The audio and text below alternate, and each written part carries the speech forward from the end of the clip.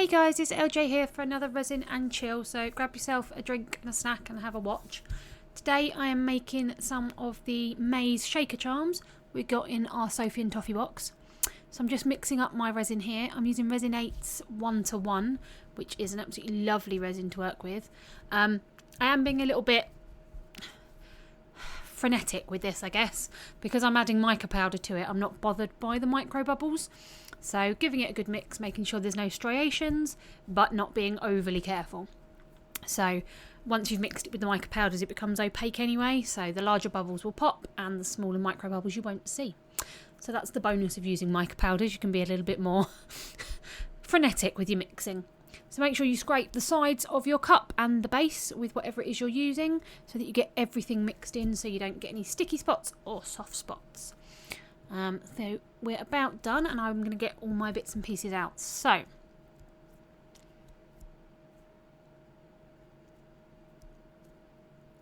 I've got 2 of the Squdge moulds and 1 of the heart maze moulds. I didn't actually get any of these in my box. I did buy them direct from Sophie and Toffee because I really wanted them. So getting out my smaller mixing cups, which I am splitting my resin into. So I've got 4 little ones and 1 slightly larger, which is what I'm going to add my mica powders to. And then I've got a little bit of clear left just in case I need to add some more. This mica powder set I got off of Amazon. I think it's about £15. It's absolutely brilliant. And these little stirring things are actually facial swab things. I got them again off Amazon. I'll leave a link. I'm setting up my my shop links for Amazon so you can see all the bits that I use. So top switch we're going my favourite, the orange and purple, and then bottom one we're doing the classic red and blue, and then for the heart I'm using, it's called rose red. My mica powder is called rose red as opposed to the bright red. So just going to mix these through, making sure that you scrape down all the sides, make sure you get all the powder mixed in because you don't want clumps, especially in these where I've got the little thin walls of the maze. So I love that purple. That purple and this orange are my favourite micas in this whole set. They're just, oh, they're such bright, glorious Halloween-y colours. I love them. And then I've got the blue and the red here, which is more of the classic colours for the Squdge. Again, I love mica powders. There's just, it's the way they glisten. It's quite hypnotic, really. And then the red there, you can see that one's quite powdery still. So you've got to really give it a mix because you don't want any of those lumps of powder to show. And that's all about making sure you don't put too much in the percentage of it to the resin. You've got to be really careful with liquid pigments. Not so much with powdered pigments like these, but you do still have to respect. I think it's a 10% ratio. So I'm going to do the outside of my heart first. And then I'm just going to pour ever so thin lines over where the walls would be. And then using a toothpick, I'm just running the resin through the walls, basically.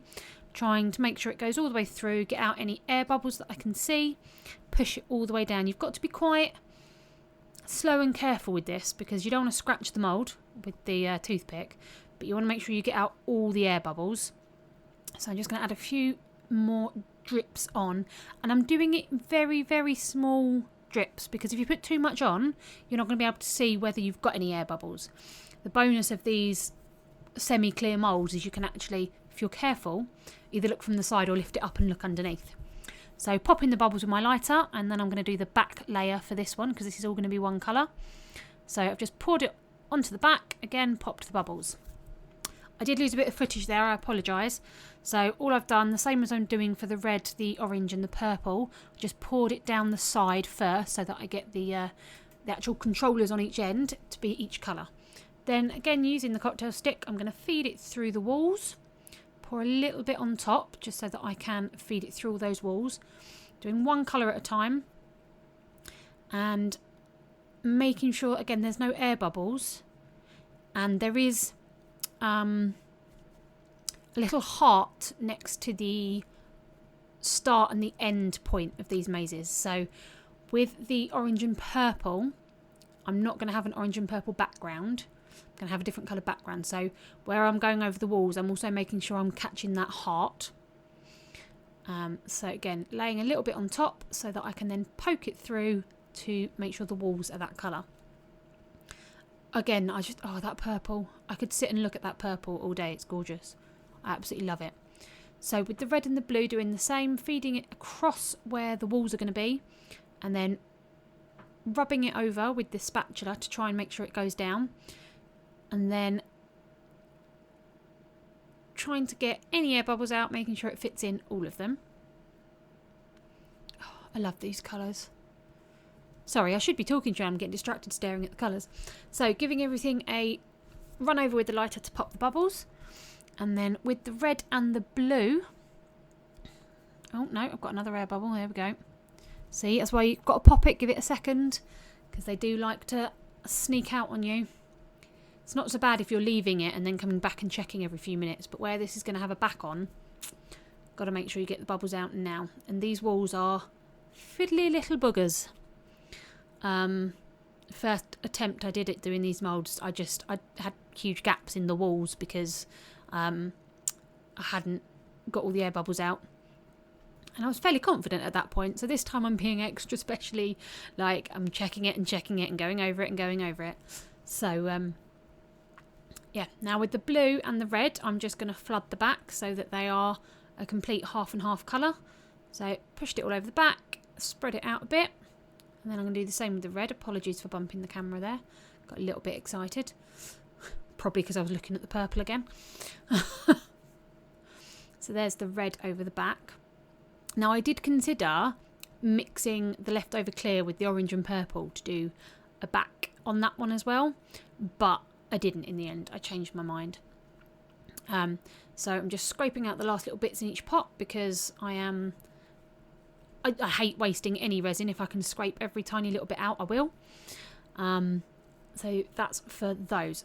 Then pop bubbles again on the heart because they will have risen up again on both of the switch moulds. Making sure I am filling in any gaps that I need to.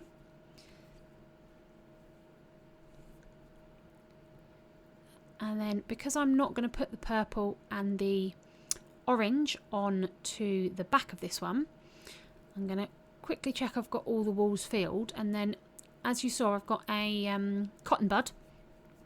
I'm just going to go over what would be the backs. So where sort of the base of the switch will be, and clearing off any spills so that there's no colour there. What I didn't realise until afterwards, that in doing that I actually cleared the purple heart. So that was silly.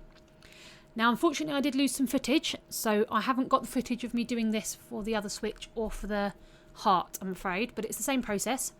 So I'm putting in one of the ball bearings, and then I've cut a piece of acetate down to size, and in this little bottle I've got my UV resin.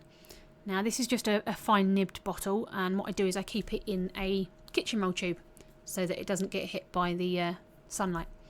Then just smoothing that out with my toothpick so that it's a nice flat edge, and then I'm going to seal it in with the acetate that's been cut down to size. You can buy these pre-cut to size, but I tend to just buy a big sheet because I use it for my paper crafting as well. Cut it down to size, write on it with the whiteboard marker or a Sharpie, and then you can stick it on. So this one actually is a little bit too long. But there we go, pushing it down where the UV resin is, and then I'm going to seal it with my lamp. It's upside down, but you can see the numbers counting up. So it goes up to 100, and then I put it on again for another 60 seconds. So that is now sealed inside. I did do that with the other switch, as you can see, and with the heart. So I've then poured up a new batch of clear resin, and I've left it about 15 minutes. And what that does, it lets it thicken up so you can dome pieces and they won't all run off the edge. So I've just sort of poured it onto the middle. I'm then spreading it out with my toothpick so that it touches all the edges. You can do a dome up to about 2 mils thick. You don't have to, you can do a very thin one. But as long as you don't overfill the resin on the top, it won't run off the sides. The surface tension of it, especially now that I've left it to thicken up, will keep it on the top. You can buy specific doming resins, but A, it's another expense, and B, I don't have the space for it, so I just use my normal 1:1 resin and let it thicken up slightly. So just moving it all over to the edges. Excuse my head getting in the way there. It's just so that I can see exactly what I'm doing. And at first I was going to add some decorations to the switch, add some like gems and things to show the buttons, but you can still see them without any on top, and I quite liked them plain. So here's our red and blue, and you see I quite like it without anything on the buttons, it's subtle.